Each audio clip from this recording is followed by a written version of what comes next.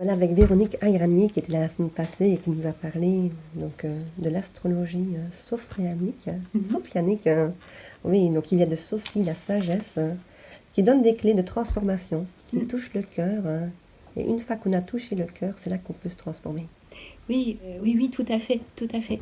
Et donc, l'astrologie sophianique a été créée par Pierre Lassalle.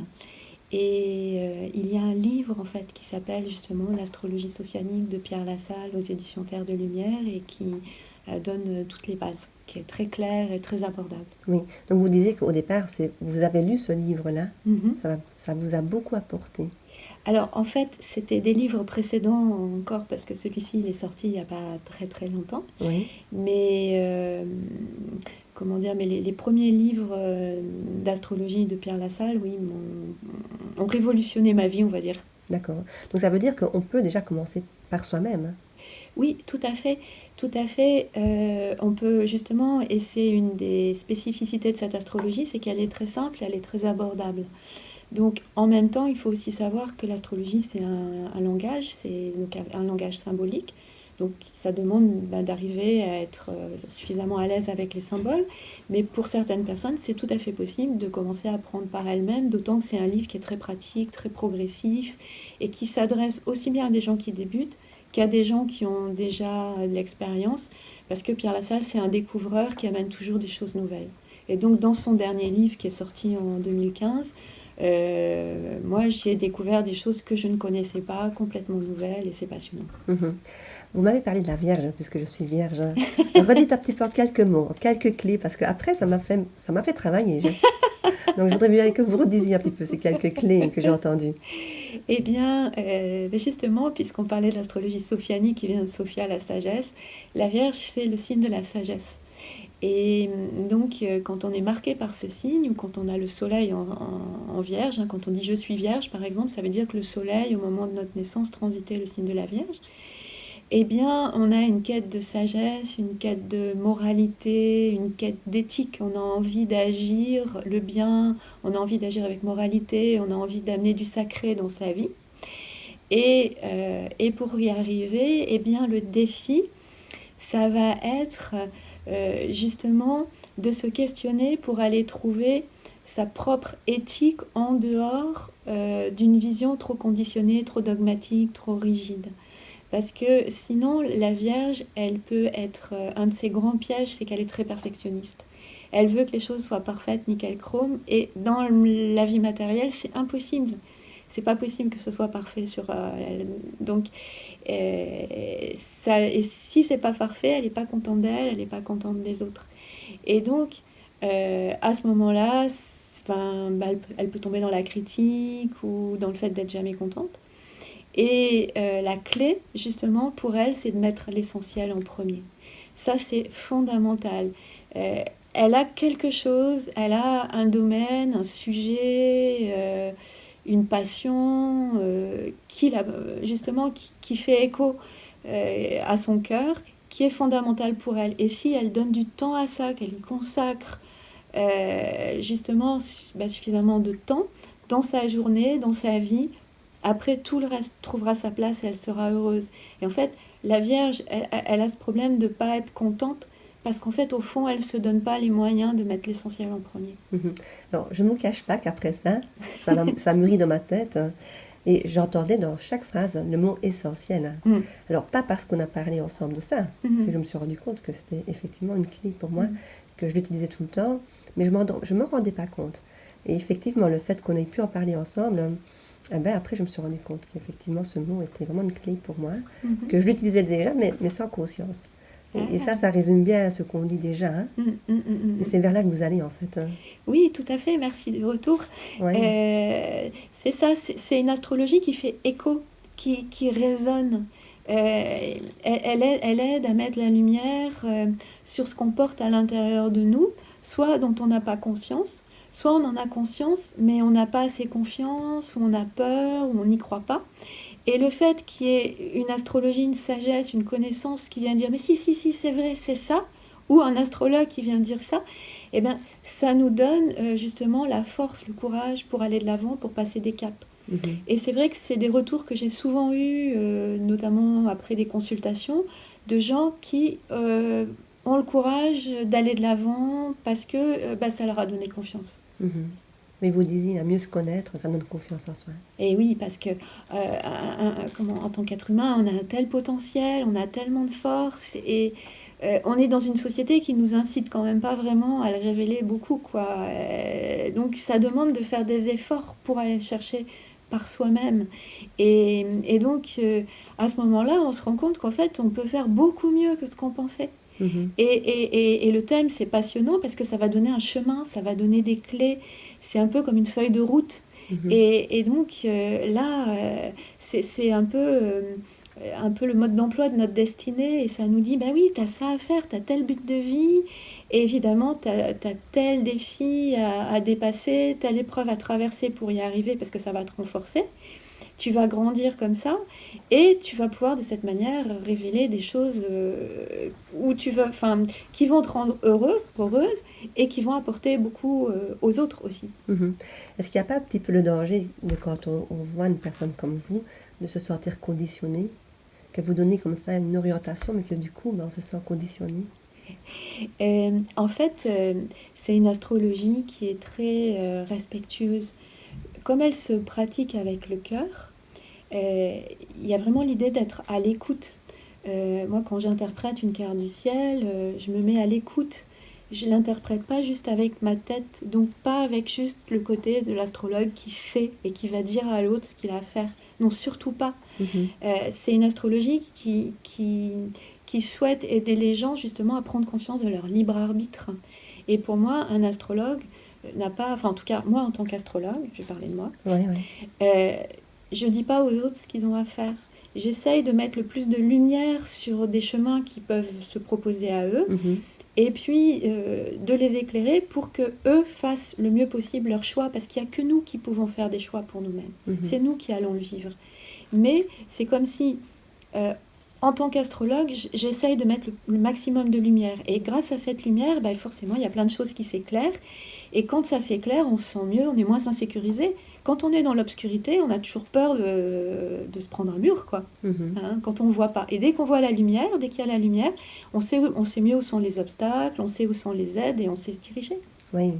Et alors, il y a cette fameuse 2020 qui va arriver. Oui, tout à fait. Donc, en fait, donc 2020, c'est une année très importante. Déjà en numérologie, ben, si on additionne 2, 0, 2, 0, hein, 2020, ça fait 4. Ouais. Donc le 4, c'est un nombre qui est très lié justement à l'organisation, à la concrétisation, à la structuration, au fait de construire du solide. Hein. La numérologie, l'astrologie, c'est deux connaissances qui sont sœurs, on va dire. Mhm. En tout cas, moi, j'utilise un petit peu la numérologie aussi. Oui. J'aime beaucoup. Donc 2020, c'est une année qui va nous demander de nous organiser, de construire du solide, de trouver les bonnes bases, les bonnes fondations. Parce que là, si on regarde du côté de l'astrologie, on va dire que la grande star 2020, c'est la planète qu'on appelle Saturne. Et Saturne, d'ailleurs, qui est en analogie avec le 4 en numérologie, hein, ça, c'est pas par hasard. Mhm. On la retrouve donc en numérologie et en astrologie, c'est dire si elle est forte. C'est la planète des structures, de la concrétisation, de la responsabilité. C'est une planète qui nous encourage à tirer des leçons de nos expériences pour ne pas tourner en rond dans les mêmes problèmes, dans les mêmes erreurs. Parfois, quand on agit et qu'on va trop vite, on ne tire pas de leçons et on refait toujours les mêmes erreurs. Mhm. Donc, on ne comprend pas pourquoi certaines choses nous arrivent. Et c'est là où on peut ressentir de la fatalité. Il n'y a pas de fatalité à partir du moment où justement on essaye d'apprendre des expériences qu'on vit. Et puis, l'autre très grand aspect, c'est que dès le 12 janvier 2020, il va y avoir une conjonction entre Saturne, donc, dont je viens de parler, et Pluton. Pluton, c'est la planète de la transformation. C'est une planète de mort-renaissance. C'est une planète qui demande de lâcher, en fait, là en l'occurrence, avec Saturne, des vieilles structures, des insécurités, qui font que on a des activités, des habitudes qui ne sont pas en accord avec qui on est et qui nous attachent à des choses qui sont plus bonnes pour nous et plus bonnes pour la société. Oui, donc nous parlions de 2020, une année qui promet quelque chose qui va aussi transformer dans ce que j'entends.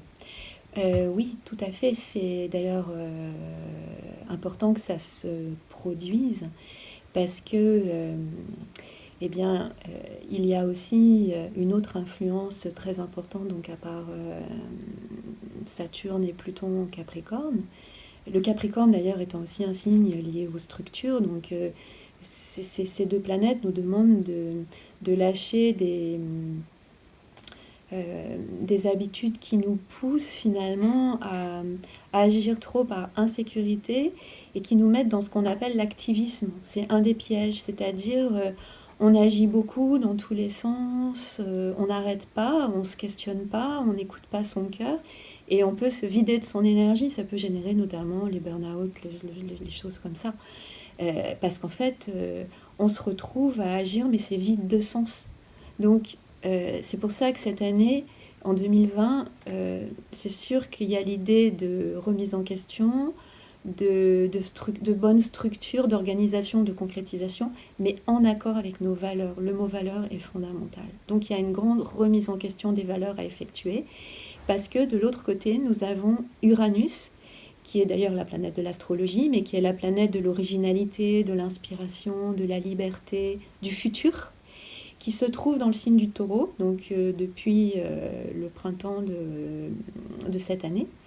Et donc Uranus en Taureau, eh bien le Taureau c'est le signe des valeurs, c'est le signe des valeurs du cœur, notamment. C'est un autre signe de terre comme le Capricorne, donc qui pousse à la concrétisation. Et c'est comme si on nous dit, bon, eh bien, mets-toi à l'écoute des valeurs de ton cœur. Uranus c'est la lumière, c'est la vérité. Éclaire tes valeurs, éclaire ce que tu veux vraiment en accord avec qui tu es pour l'agir.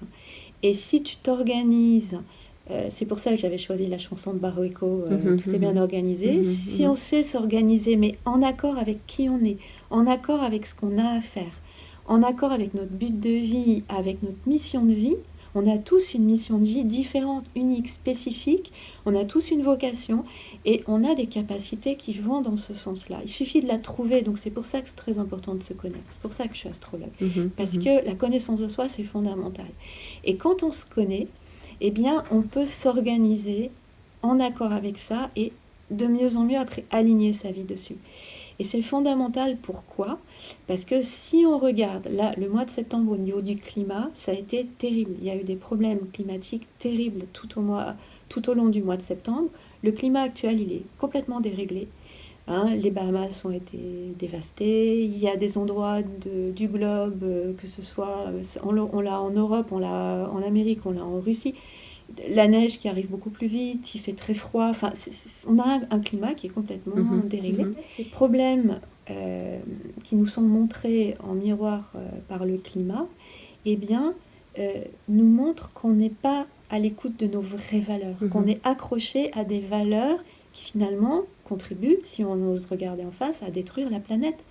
Si nous, on se met davantage en accord avec les valeurs qu'on porte à l'intérieur, et qu'on s'aligne dessus, ça va ouvrir notre cœur, on va exprimer l'être de bien qu'on est, et forcément, dans le monde, on aura d'autres miroirs.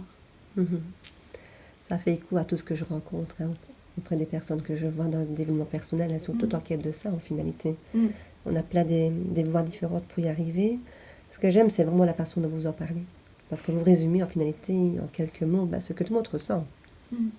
Ouais.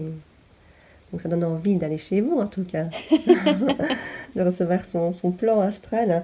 Donc il y a aussi 3 thèmes, en fait, dans ce que j'ai pu me rappeler dans ce qu'on disait. Il y a le thème révélateur, astral, annuel. Donc ça apporte chacun quelque chose de différent. Tout à fait. Le thème astral, c'est notre carte d'identité spirituelle. C'est un peu l'image de notre destinée, de ce qu'on a à faire au cours de notre vie. Donc c'est pas du déterminisme, on a le choix de le vivre comme on veut, mais ça nous donne des clés pour nous aligner sur ce qu'il y a de plus beau et de mieux et de plus fort en nous. Le thème annuel, eh bien, ça nous montre qu'en fait, chaque année, il y a une part de notre thème astral qui s'actualise Et le fait de le savoir, ça va aider à mieux comprendre ce qu'on vit, ce qu'on rencontre, et ça va nous aider à faire des choix par nous-mêmes. Ça ne va pas dire tel jour il va se passer ça ou ça, non. Mais on va pouvoir savoir qu'il y a certaines périodes qui vont être favorables à l'expression de certaines qualités, certaines périodes qui vont nous demander de dépasser des défis, par exemple, mais encore plein d'autres choses.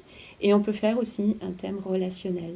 Et l'astrologie, c'est génial pour mettre la lumière sur une ou des relations, parce que ça aide vraiment à y voir clair, à se décoller des émotions et à trouver des solutions créatrices. Et à mieux comprendre aussi pourquoi on retrouve tel ou tel être et pourquoi cet être est aussi important pour nous. Quelle richesse, hein. Je me dis quelle richesse tout ça. Alors, je vous propose de redire votre site pour qu'on puisse vous retrouver. Oui, alors c'est www.astrologie et révélationdesoi.fr. Voilà, je rappelle que vous recevez sur Paris, autour de Paris et sur Liège. Oui, je viens régulièrement à Liège et donc si des gens sont intéressés par des consultations, il suffit de me contacter par mon site. Voilà, super. À tout grand merci. Merci à vous, Franca, merci infiniment. Merci beaucoup, Véronique Ayranier. Merci. Au revoir.